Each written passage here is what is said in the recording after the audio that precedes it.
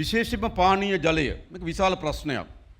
අපි දන්නවා අපේ රටේ පළමු වකුගඩු රෝගිය හම්බුනේ මැදවච්චිය ප්‍රාදේශීය ලේකම් කොට්ටාසයෙන් 1990 දශකයේ මුල් භාගයේ පළවෙනි වකුගඩු රෝගිය.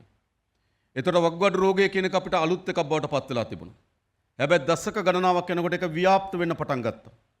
මේ වකුගඩු රෝගය අදත් අපි වකුගඩු රෝගයෙන් පුරවැසියෙක් මියගොත් හඳුනන්නේ හඳුනා නොගත් වකුගඩුව අක්‍රිය වීම හේතු කොටගෙන මිය යනවා කියලා. විශාල ඛේදවාචකයක්.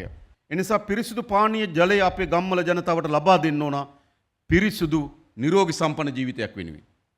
එහිදී දශක ගණනාවක් අපේ රටේ පානීය ජල ව්‍යාපෘති ක්‍රියාත්මක වුණත් අපේ ජල සම්පාදන මණ්ඩලයෙන් ප්‍රජා ජල සේවාවන් හරහා දශක ගණනාවක් මේ පානීය ජල ව්‍යාපෘති ක්‍රියාත්මක වෙලා තිබෙනවා. හැබැයි මේ මුළු කාලය ඇතුළතම අපේ රටේ 60%කට වගේ ප්‍රමාණයකට තමයි ජල සම්පාදන මණ්ඩලයත් ඒ වගේම ප්‍රජා ජල සේවාවන් හරහා අද ජලය ලබා දෙන්නේ. 60%කට දශක කොච්චරක් ගිහින් තිබෙනවද මේ 60%කට සපයන්නේ? ආසන වශයෙන් ගත්තොත් පවුල් ලක්ෂ 42ක් 43ක් ආසන ප්‍රමාණයකට තමයි මේ පිරිසිදු පානීය ජලය ලබා දෙන්නේ. ඒක ඛේදවාචක අවුරුදු 60ක් අවුරුදු දශක ගණනාවක් ගිහලා 60%කට තමයි සපයන්නේ පිරිසිදු පානීය ජලය.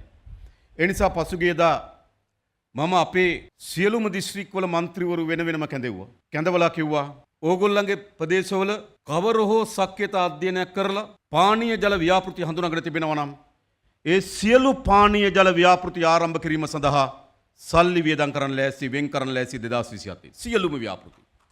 හැබැයි මෙහෙමයි. සක්්‍යතා අධ්‍යයනයක් කරලා තියෙන්න ඕන. නැතුව ටැංකිය ගහනවා අවශ්‍ය වතුර නැහැ, බටේලනවා, ගෙදරට වතුර නැහැ. එහෙම වැඩක් නැහැ. ඒ ටැංකියේ ධාරිතාව ප්‍රමාණවත්ද? වර්ෂ පුරා ඒ ටැංකිය පිරවීම සඳහා වතුර තිබෙනවද? කොච්චර දුරකට ගෙනියන්න පුළුවන්ද කියන එක හොඳ සක්්‍යතා අධ්‍යයනයක් කරලා අවසන් කරලා තිබෙනවා. හැම ජල ව්‍යාපෘතියක්ම ලබන අවුරුද්දේ පටන් ගන්නවා. මම හිතන්නේ අපි ලේකම්තුමා දන්නා ජල ව්‍යාපෘති 22ක් වගේ අපි ලබන අවුරුද්දේ ආරම්භ කරනවා. අලුතෙන් ජල ව්‍යාපෘති 22ක් ආසන්න වශයෙන් ගත්තොත් රුපියල් කෝටි 2000ක් එම ජල ව්‍යාපෘති ආරම්භ කිරීම සඳහා සැලසුම් කරලා තිබෙනවා. එඳා පරණ තිබෙන ව්‍යාපෘති දිගු කිරීමත් නව ව්‍යාපෘති තරහා අපි සැලසුම් කරලා තිබෙනවා. අලුතින් පවුල් ලක්ෂ 10කට ආසන්න ප්‍රමාණයකට නව ජල සැපයීම් ලබා දීම සඳහා අවශ්‍ය වන සැලසුම් එල්ලලා තියෙනවා මේ වෙනකොට. වැඩ ආරම්භ කරලා තිබෙනවා. අලුතින් පවුල් ලක්ෂ 10ක්. මේ මුළු ඉතිහාසෙම තියෙන පවුල් ලක්ෂ 43යි. දැන් අපි මේ වසරේ පටන් ගන්නවා පවුල් ලක්ෂ 10කට අලුතෙන් ජල ව්‍යාපෘති ලබා දෙන්න. අන්න එවැනි ජල ව්‍යාපෘතියක් තමයි මේ ජල ව්‍යාපෘතියත් ආසන්න වශයෙන් ගත්තොත් පවුල් 67000කට මේ ව්‍යාපෘතියෙන් ජලය ලබා දෙන්න පුළුවන්කම තිබෙනවා. මේ ආදි ව්‍යාපෘති ගණනාවක් අපි රට පුරා ආරම්භ කරන්න සැලසුම් කරලා තිබෙනවා. මොකද අපේ රටේ ජනතාවට පිරිසිදු පානීය ජලය ලබා දීම ආණ්ඩුක වගකීම. මේ වගකීම අපි ඉටු කරනවා. ඉන් අනතුරුව තමයි අපි දන්නවා අපේ ගොවි ජනතාවගේ ප්‍රධාන ආදායම් මාර්ගය කෘෂිකර්මාන්තය. කෘෂිකර්මාන්තයේත් මේ ප්‍රදේශවල ජනතාවගේ ප්‍රධානම වගාව වී වගාව. මම අහනවා මේ ඉන්න ගොවි ජනතාවගේ මේ රටේ ගොවි ජනතාව බලා ගන්න ආණ්ඩුවක් තමයි තමුන්නාන්සලා මැදිහත් වෙලා ගොඩනගලා තිබෙන්නේ. කිසිදු ආණ්ඩුවක් මේ හා ප්‍රමාණයෙන් ගොවි ජනතාව බලාගත්තේ නැහැ. මං කියන හේතු කීපයක්. 1. අපි එනකොට පෞරසාන ආධාරය තිබුණ කීයද? අපි එනකොට පෞරසාන ආධාරය දුන්න රුපියල් 15000යි. අද අපි රුපියල් 30000ක පෞරසාන ආධාරයක් ලබා දෙනවා. මුළු ඉතිහාසෙම රුපියල් 15000යි පෞරසාන ආධාරය. හැබැයි අවුරුදු එකමාරක් ගත වෙනකොට අපි පෞරසාන ආධාරයේ තිබුණු මුදල 15000 ඉඳන් 30000 දක්වා දෙගුණයකින් වැඩි කරලා තිබෙනවා.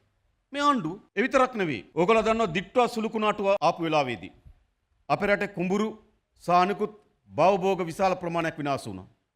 අපේ අපේක්ෂාව බවට පත් වුණේ යලි ඒවා ආරම්භ කරන්න ඕන කියලා. වෙනද අපේ හාමුදුරනේ කුඹුරක් විනාශ වුණොත් හෙක්ටයාරයකට වන්දිය ගෙවුවේ රුපියල් 40000යි. අපේ ආණ්ඩුව හෙක්ටයාරයකට දිට්ටුවා වලින් විනාශ වෙච්ච හෙක්ටයාරයකට වන්දි ගෙවන්න තීරණය කරා 1,50,000ක්. මේ රටේ ගොවි ජනතාව බලා ගන්න ඕන. 40000ක වන්දිය තිබුණේ අපි 1,50,000ක් ගෙවන්න තීරණය කරා. අවදාවත් එළවලු පළතුරු ඇස්තමේන්තු කරේ නැහැ. පළවෙනි වතාවට අපි එළවලු සහ පළතුරු ඇස්තමේන්තු කරන්න කිව්වා. එවනේ එළවලු සහ පළතුරු විනාශ වෙලා තිබෙනවා නම් හෙක්ටයාරයකට රුපියල් ලක්ෂ 2ක වන්දියක් ගෙවන්න අපි තීරණය කරා. ඒක ආණ්ඩුවක් මේක. ඒ විතරක් නෙවෙයි. අපිට වතු කලාප වලින් ආව තේ වතු, රබර්, පොල් වලට හානියක් වෙලා තියෙනවා කියලා. ඒ වගේම ගම්මිරිස් වගේ වට හානියක් වෙලා තියෙනවා කියලා. ඒ හානියක් වුණේවට අපි හෙක්ටයාරයකට ලක්ෂ 4ක දීමනාවක් දෙන්න තීරණය කරා. ඇයි? මේ ගම්මිරිස් වගා කරන, ගස්ලබු වගා කරන, එළවලු වගා කරන, වී වගා කරන්නේ අපේ රටේ ගොවි ජනතාව අපේ පන්ති මිනිස්සු. ඒගොල්ලන්ට කුඩා දීමනාවක් දීවල ප්‍රමාණවත් අපි විශාල දීමනාවක් දෙන්න තීරණය කරා. ලංකා පළවෙනි වතාවට දෙමුන් හරකෙක් එම දිට්ටුවා සුළුකුණාටුවේ විනාශ වුණා නම් ලක්ෂ 2ක දීමනාවක් දුන්නා. බටු හරකෙක් විනාශ වුණා නම් 50,000ක දීමනාවක් දුන්නා. එළුවෙක් ඌරෙක් නැති වුණා නම් රුපියල් 30,000ක දීමනාවක් දුන්නා. බොයිලර් කුකුලෙක් නැති වුණා නම් රුපියල් 200ක දීමනාවක් දුන්නා. ලේයර් කිකිලියක් නැති වුණා නම් රුපියල් 400ක දීමනාවක් දුන්නා. එයි මේ කුඩා එළු ගොවිපලක්, කුඩා හරක් ගොවිපලක්, කුඩා කුකුල් ගොවිපලක් කරන්න අපේ ගොවි ජනතාව.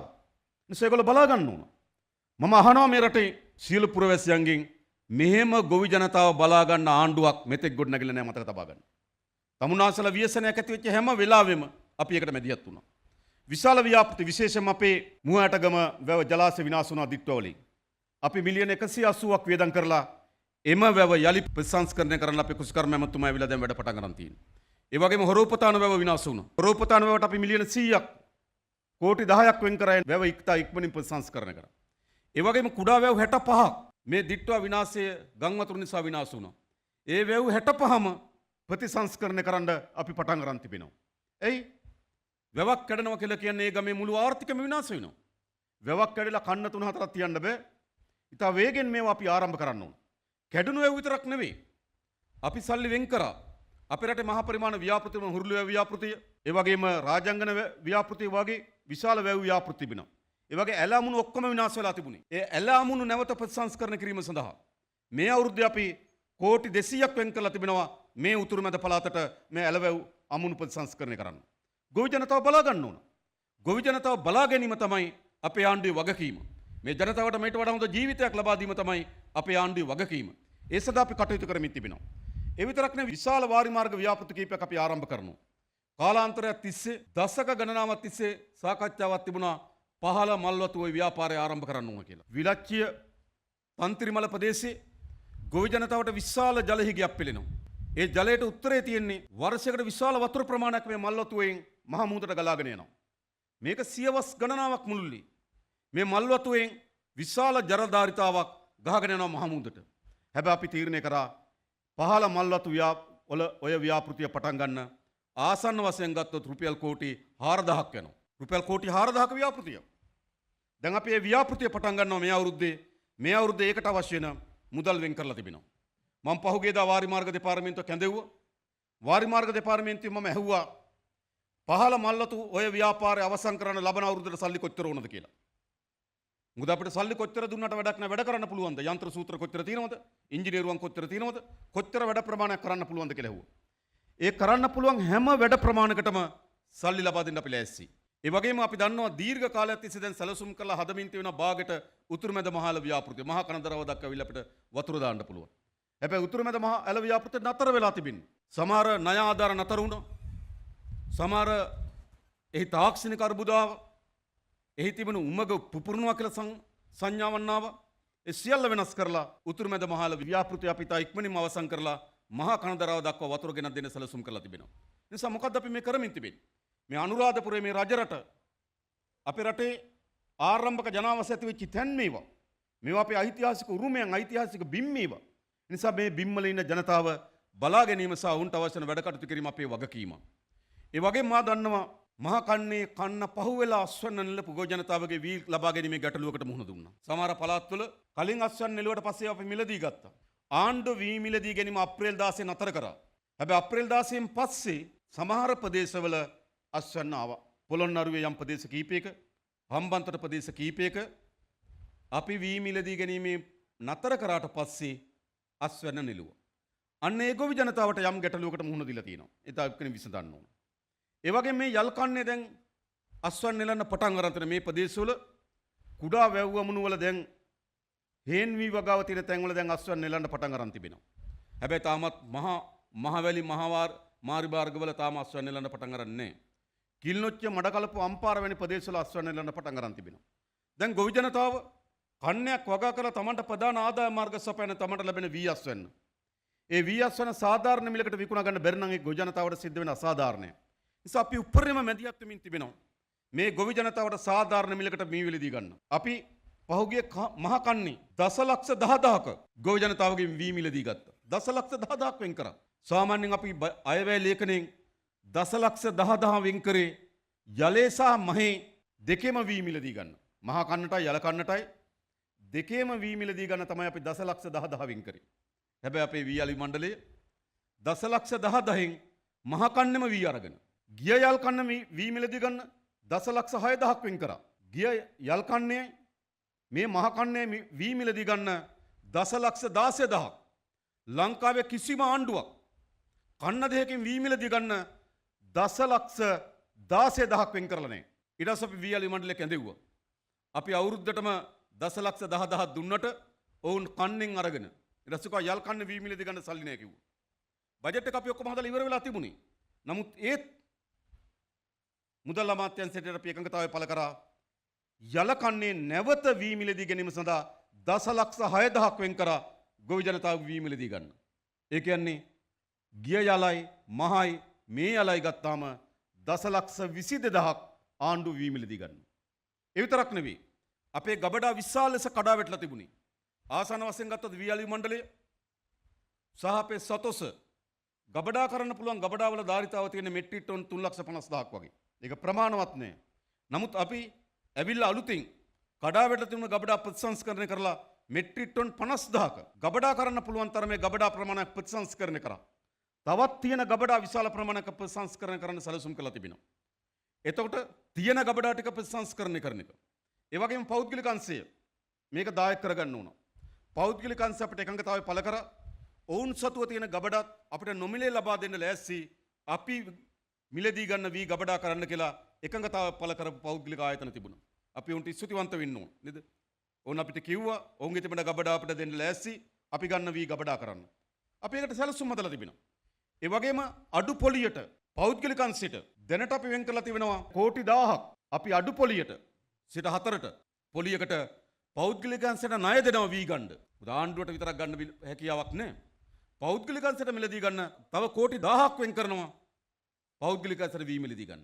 ඇයි? ගෝ ජනතාවගේ වී ටික ගන්න ඕන. ඒ විතරක් නෙවෙයි. දැන්ට තියෙන ධාරිතාව ප්‍රමාණවත් නැත්නම් දැන්ට තියෙන මෝල් ප්‍රමාණවත් නැත්නම් අපි පෞද්ගලික අංශයට ආරාධනා කරලා තිබෙනවා. විශේෂයෙන්ම මම හිතනවා මේ අවුරුද්ද අපිට ආරම්භ කරන්න පුළුවන් මිහින්තලේ විශාල වී ගබඩාවක් සහ වී මෝලක් පෞද්ගලික අංශයේ. අපි උන්ට සහාය ලබා දෙන්න ඕන. අපි උන්ට ඉඩම් ලබා දෙන්න ඕන. අනිකුත් පහසුකම් අපි ලබා දෙන්න ඕන. ලෑස්ති වෙලා තිබුණා මිහින්තලේ මෙට්‍රික් ටොන් 1,50,000ක් ගබඩා කරන්න පුළුවන් ගබඩාවක් සහිත වී මෝල ආරම්භ කරන්න සැලසුම් කරලා තිබෙනවා. ඒ වගේම ඒ හා සමාන ධාරිතාවකින් අම්පාරේ වී මෝලක් සහ ගබඩාවක් අපි ආරම්භ කරනවා. මොකද්ද මේ කරමින් තිබෙන්නේ? ගබඩා කැඩිලා නම් ගබඩා ප්‍රමාණවත් නැත්නම් වී මෝල් ප්‍රමාණවත් නැත්නම් ප්‍රශ්නේ මොකද්ද? වී අපිට මිලදී ගන්න හැකියාවක් නැති වෙනවා. ඒ ප්‍රශ්න විසඳන්න ඕන. අපි පියවරෙන් පියවර ප්‍රශ්න විසඳමින් යනවා. අපි බලයට එනකොට 2024 සැප්තැම්බර් මාසේ. ඒතර යල් කන්නේ අස්වැන්න ඇවිල්ලා තිබුණා. මොකද උනේ? විශාල හාල් ලිගයක් තිබුණා නොවැම්බර් වෙනකොට. මතක ඇති 24 නොවැම්බර් දෙසැම්බර් 25 ජනවාරි වල විශාල හාල් ලිගයක් තිබුණා. අපි ඇවිල්ලා දැනට අස්වැන්නලා තියෙන කන්න 3ක විතරයි. ගිය අවුරුද්දේ මහ කන්නේ, ගිය අවුරුද්දේ යල් කන්නේ, මේ අවුරුද්දේ මහ කන්නේ. මේ කන්න 3ක වී නිෂ්පාදනය වෙනකොට අද හාල් වලින් ස්වයං පෝෂිත වෙන තරමටම අපේ වී නිෂ්පාදනය වැඩි කරන්න අපේ රටේ ගොවි ජනතාව මැදිහත් වෙලා වගා කරලා තිබෙනවා. ඒ අපි කරේ විශ්වාසය තබලා. නමුත් යම් හාල් ප්‍රමාණයක් පිටරටින් ගේන්න අවශ්‍යකම තිබුණා. හේතුව සංචාර කර්මාන්තයට අවශ්‍ය වෙන විශේෂ හාල් ප්‍රභේදයක් තිබෙනවා. ඒ ප්‍රභේදය අපේ රටේ නිෂ්පාදනය කරන්නේ නැහැ. අපි දැන් පර්යේෂණ ආයතන වලට කියලා තිබෙනවා ඒ හාලුත් අපේ රටේ නිෂ්පාදනය කරන්න පර්යේෂණ පටන් ගන්න. එතකොට අපිට අවුරුදු කීපයක් යනකොට කිසිදු හාල් ඇටයක් පිටරටින් ගේන්නේ නැති වෙන විදියට අපි මේ හාල් කර්මාන්තයේ ගොවිතැන දියුණු කරන්න සැලසුම් කරලා තිබෙනවා. ඒ විතරක් නෙවෙයි. අපේ සහල් වලින් වතුරු නිෂ්පාදන ගණනාවක් තිබෙනවා. අපේ වී නිෂ්පාදනය අඩු නිසා සහල් වලින් අනිත් නිෂ්පාදන තහනම් කරලා ගැසට් එකක් තිබුණා. හාල් වලින් අනිත් නිෂ්පාදන කරන්න තහනම්. එයි අපිට හාල් මදි බත් වලට විතරක්. හැබැයි අපි දැන් හාල් නිෂ්පාදන නැති වෙලා තිබෙනවා. අපි පහුගියදා ඒ ගැසට් එක අයින් කරා. ගැසට් එක අයින් කරලා හාල් වලින් බත් විතරක් නෙවෙයි හාල් වලින් අනෙක් නිෂ්පාදනයන්ටත් යන්න පුළුවන් විදියට හාල් වෙළඳපොළ වැඩි කරන්න ඕන. තමුන්නාන්සලා නිෂ්පාදනය කරනවා නම් ගොවි ජනතාව විශාල අස්වැන්නක් ගේනවා නම් ඒක බතට විතරක් වැඩි. ඒ නිසා තව අතුරු ආහාර, තව සත්ව ආහාර එතෙන්ටත් අපි යන්න ඕන. තව බියර් නිෂ්පාදනය එතෙන්ටත් යන්න ඕන. වැඩියෙන් අපිට හාල් නිෂ්පාදනය කරන්න පුළුවන්. ඒ නිසා තිබුණා ගැසට් එකක් අනිත් නිෂ්පාදන වල තහනම් කරපු ඒ ගැසට් එක අපි අයින් කරා. අයින් කරා සහල් වලින් බත් පමණක් නෙවෙයි අනිත් නිෂ්පාදන කරන්න පුළුවන් දැන්. තව වගා කරමු. තව අපේ කුමරේ අස්වැන්න වැඩි කරගමු. තව ඵලදායීතාවය වැඩි කරගමු. තව මහන්සි වෙමු. අපි නිෂ්පාදන වැඩි කරමු. අපේ රට අවශ්‍ය වෙන නොයෙකුත් ආහාර වර්ග අපිට සහල් වලින් නිෂ්පාදනය කරන්න පුළුවන්. ඒ දිශාවට අපි යන්න ඕන. අපේ පසු අස්වදු නාස්‍ය වැළැක්වීමේ ආයතන තිබෙනවා. ඒ ආයතනය සහල් වලින් නිෂ්පාදනය කරන්න පුළුවන් විශාල ප්‍රමාණයක් හොයාගෙන තියෙනවා. හැබැයි හොයාගත්තට වැඩක් නැහැ. ඒවා අපිට පර්යේෂණාගාරي තියෙනවා ගිහපුවාම. බිස්කට් හදන ඒවා තියෙනවා, කේක් හදන ඒවා තියෙනවා නේද? අතුරු නිෂ්පාදන විශාල ප්‍රමාණයක් හදනවා. හැබැයි පර්යේෂණ මට්ටමේ තිබෙන්නේ. අපි ආ වෙළඳපොළට ගේන්න ඕන. ඒතර තමයි අපිට හාල් වලට විශාල වෙළඳපොළක් හැදෙනවා. මෝල් ලිමියෙක් ඇවිල්ලා නේද? ඒගොල්ලෝ වී මිලදී ගන්න පුළුවන් බත් වලට. තව කෙනෙක් ඇවිල්ලා වී මිලදී ගන්න පුළුවන් වයින් වලට. තව කෙනෙක් ඇවිල්ලා වී මිලදී ගන්න පුළුවන් බිස්කට් වලට. තව කෙනෙක් ඇවිල්ලා වී මිලදී ගන්න පුළුවන් සත්ව ආහාර වලට. හොඳයිනේ. ඒතර විශාල වෙළඳපොළක් හැදෙනවනේ. එහෙම වෙළඳපොළක් කරා තමයි අපේ මේ වී වලට සාධාරණ මිලක් සහ වෙළඳපොළේ තරඟකාරීත්වයක් හදලා අපිට ඉස්සරහට යන්න පුළුවන්. ඒ සඳහා විශාල සැලසුම් ප්‍රමාණයක් අපි එල්ලා තිබෙනවා. නිසා මේ ඔක්කොම කරන්න පුළුවන් වෙන්නේ මොකක් නිසාද? මේ ඔක්කොම ආණ්ඩුවට කරන්න පුළුවන්කම ලැබෙන්නේ අපේ රටේ බදු ගෙවන ජනතාව. අපි ස්තුතිවන්ත වෙන්න ඕන අපේ රටේ බදු ගෙවන ජනතාවට ඉතාමත් කාර්යක්ෂමව අද බදු ගෙවන්න පටන් ගන්න තියෙනවා. අයවැය ලේඛන හදලා හැමදාම අපේක්ෂා කරන බදු ආදායම ආණ්ඩුවට ලැබුණේ. අයවැය ලේඛනෙන් කියන ආදායම කවදාවත් අපේ රටේ ආවේ නැහැ. ඊට වඩා 10%ක් 15ක් යටින් තමයි ආදායම ආවේ. ලංකාවේ පළවෙනි වතාවට 2025 වසරේ මේ වසරේ මේ වෙනකොටත් අපි අයවැය ලේඛනෙන් අපේක්ෂා කරලා ආදායමටත් වඩා වැඩි ආදායමක් අපේ ආණ්ඩුව උපයලා තියෙනවා. ඒකේ ප්‍රතිඵලයක් හැටියට අපිට ලබන අවුරුද්දේ අපේ ප්‍රාග්ධන වියදම් ව්‍යාපෘති සඳහා වියදම් අපි සැලසුම් කළා තියෙන කෝටි ලක්ෂ දෙකක් දාන්න. කෝටි ලක්ෂ දෙකක් අපි වියදම් කරන ලබන අවුරුදු ව්‍යාපෘති වලට. ප්‍රාග්ධන වියදම්. ලංකාවේ කවදාවත් කෝටි ලක්ෂ දෙකක් වියදම් කරලා නැහැ. අපි පටන් ගන්නවා කුරුණෑගල ඉඳන් දඹුල්ලට අධිවේගී මාර්ගය. මේ නොවැම්බර් වල මුල් ගලා තියෙනවා. අපේ රටේ හැම අධිවේගී මාර්ගයක්ම හැදුනේ කොහෙන් හරි ණයක් අරගෙන. හැබැයි අපි දැන් පටන් ගත්තා රඹුක්කන ගලගෙදර අධිවේගී මාර්ගය. සතයක් ණයක් ගන්න නැතුව ආණ්ඩුවේ දේශීය අරමුදල් වලින් තමයි අපි ගලගෙදර රඹුක්කන අධිවේගී මාර්ගය හදනවා. කුරුණෑගල දඹුල්ල අධිවේගී මාර්ගය මේ නොවැම්බර් වල පටන් ගන්නවා. සතයක් ණය ගන්නේ නැතුව ආණ්ඩුවේම භාණ්ඩාගාරයේ සල්ලි වලින් අපි ඒක හදනවා. කහතුඩුව ඉංගිරිය අධිවේගී මාර්ගය ආණ්ඩුවේ සල්ලි වලින් හදනවා. ඒ කියන්නේ මොකද්ද? භාණ්ඩාගාරයේ ධනෙ එකතු වෙලා තිබෙනවා. භාණ්ඩාගාරයේ ධනෙ අපේ රටේ බදු ගෙවන ජනතාව බදු ලබා දෙමින් තිබෙනවා. ඒක ඉතා හොඳින් අපි ඒක අර පරිස්සම් කරලා තිබෙනවා. අර පරිස්සම් කළා රටේ ජනතාවට සහන දෙන්නයි රටේ සංවර්ධන කරන්න අපි මැදිහත් වෙලා තිබෙනවා. ඒ අනුව තමයි අපිට පුළුවන් වුණේ අපි දිට්ට වලට වෙන් කරා කෝටි 50000ක් ඒ ව්‍යසනෙන් ගොඩ ඉන්න.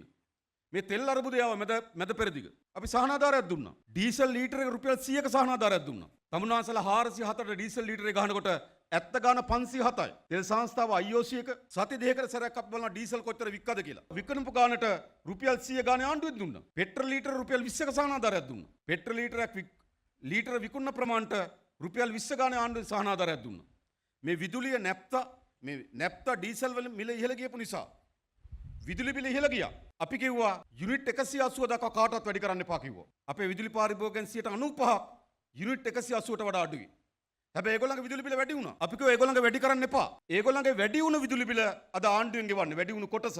නැත්තම් විදුලි බිල වැඩි කරන්න ඕන. හැබැයි අපි දන්නවා දරා ගන්න බෑ අපේ ජනතාවට. යුනිට් 180ට වඩා අඩුවෙන් පරිභෝජනය කරන ජනතාවට අපි විදුලි බිලට සහනාධාරයක් දෙනවා දැන්. වැඩි කරන්න එපා කිව්වා. හැබැයි විදුලි බල මණ්ඩලයට අපි ගෙවනවා. කොච්චර ගෙවන්න වෙන් කරාද? කෝටි 1500ක්. මිලියන 15000ක් අපි වෙන් කරා විදුලි බල මණ්ඩලයට අඩුවෙන් දෙන්න කොටස ආණ්ඩුවෙන් ගෙවනවා. දැන් යුනිට් 90ක් තියෙන කෙනාගේ බිලෙන් කොටසක් ආණ්ඩුව ගෙවලා තමයි ওই බිල එන්නේ. යුනිට් 180ට වඩා අඩු හැම කෙනාගේම බිල වැඩි කරන්න එපා කිව්වා. වැඩි කරන කොටස ආණ්ඩුවෙන් ගෙව්වා. අපි එහෙම ආණ්ඩුවක් නේ. මේ ආණ්ඩුව රකින්න ඕනේ නැද්ද? මේ ආණ්ඩුවත් එක්ක ජනතාව ඉන්න ඕනේ නැද්ද? අපිට විශ්වාස විශ්වාසයක් තිබෙනවා. ඔය කීප දෙනෙක්ගේ ගෝර නාඩුවක් තියෙනවා. ඒ ගෝර නාඩුව කෙසේ වෙතත් ජනතාව ඉන්නේ මේ ආණ්ඩුවත් එක්ක කියන එක බව පිළිබඳ අපිට විශාල විශ්වාසයක් තිබෙනවා. අපි මේ පරිවර්තනය ඇති කරනවා. එහිදී මා හිතනවා ජපාන් රාජ්‍ය විශේෂම ජයිකා ආයතන අපිට විශාල සහායක් දක්වනවා. 2022 අපි ණය පැහැර අරපු නිසා ජයිකා ආයතනයෙන් තිබුණු සියලු ව්‍යාපෘති නතර වුණා. කටුනායක එයාපෝට් එක නතර වුණා. රූපවාහිනිය ඩිජිටල් කරන ව්‍යාපෘතිය 2013 ගිවිසුම් අත්සන් කරේ. අවුරුදු 13ක් ගිලා තියෙනවා ව්‍යාපෘතිය පටන් අරන්නේ. ජයිකා ආයතනයෙන් අපි ගත්තු ණය ගෙවන්න පටන් අරන් තියෙනවා. හැබැයි රූපවාහිනිය ඩිජිටල් කරන ව්‍යාපෘතිය ප්‍රමාද වුණා. ගත්තු ණය ගෙවන්න පටන් අරන් දැන් අපි ඉතා ඉක්මනින්ම ඒ රූපවාහිනිය ඩිජිටල් කරන ව්‍යාපෘතියට ජයිකා ආයතන ලබා දෙන ණය ආධාර මත අපි මේ ව්‍යාපෘතිය ඉක්මනින්ම ආරම්භ කරලා ඉක්මනින්ම අවසන් කරනවා. ඒ වගේම කටුනායක එයාපෝට් එක හදමින් තිබුණා. අපි ණය නොගෙවපු නිසා බංකොලොත්තු නිසා ජයිකා ණය ආධාර නතර වුණා. දැන් අපි මේ ව්‍යාපෘතිය පටන් ගන්න සැලසුම් කරලා තිබෙනවා. දැන් අපි ටෙන්ඩර් කෝල් කරලා තියෙන්නේ. මම හිතනවා අපි මේ අවුරුද්දේ ඔක්තෝබර් නොවැම්බර් වෙනකොට කටුනායක එයාපෝට් එකේ ව්‍යාපෘතිය අපිට යලි ආරම්භ කරන්න පුළුවන් වේවි. ඒ සඳහා ජපන් රජය ලබා දෙන ආධාරයන්ට අපි බෙහෙවින්ම ස්තුතිවන්ත වෙන්න ඕනකම තිබෙනවා. ඒ වගේම අපේ රටේ කසල ප්‍රවාහනය සඳහා අවශ්‍ය වෙන යන්ත්‍ර සූත්‍ර විශාල ප්‍රමාණයක් ලබා දෙන්න ජපන් රජය අපිට ආධාරයක් ලෙස ලබා දෙන්න එකග වී තිබෙනවා. ඒ වගේම අපිට කෙරවලි පිටිය ප්‍රදේශයේ කොම්පෝස්ට් නිෂ්පාදනය කරන කර්මාන්ත ශාලාවක් ආරම්භ කරන්න ජයිකා ආධාරයක් අපිට ලබා දෙන්න එකග වී තිබෙනවා. ඒ ව්‍යාපෘතිය ඉතා ඉක්මනින්ම අපි ආරම්භ කරලා අවසන් කරන්න සැලසුම් කරලා තිබෙනවා. ඒ නිසා විශාල රාජ්‍යයන්ගේ සහාය අපිට තිබෙනවා. විශේෂයෙන්ම ජපන් රජයේ හැමදාමත් අපිට මිතුරු රාජ්‍යයක්, හැමදාමත් අපේ රටේ ආර්ථිකයට, අපේ රටේ යටිතල පහසුකම් වර්ධනය කිරීම සඳහා විශාල සහායක් දෙන රාජ්‍යයක්. ඒ පිළිබඳව අපේ ජපානයේ සහභාගී වෙලා ඉන්න වැඩ බලන තානාපතිතුමා ඇතුළු නියෝජිත කණ්ඩායමට බෙහෙවින්ම ස්තුතිවන්ත වෙමින් මම නතර වෙනවා. බොහොම ස්තුතියි හැම දිනාටම ජය වේවා කියලා ප්‍රාර්ථනා කරනවා.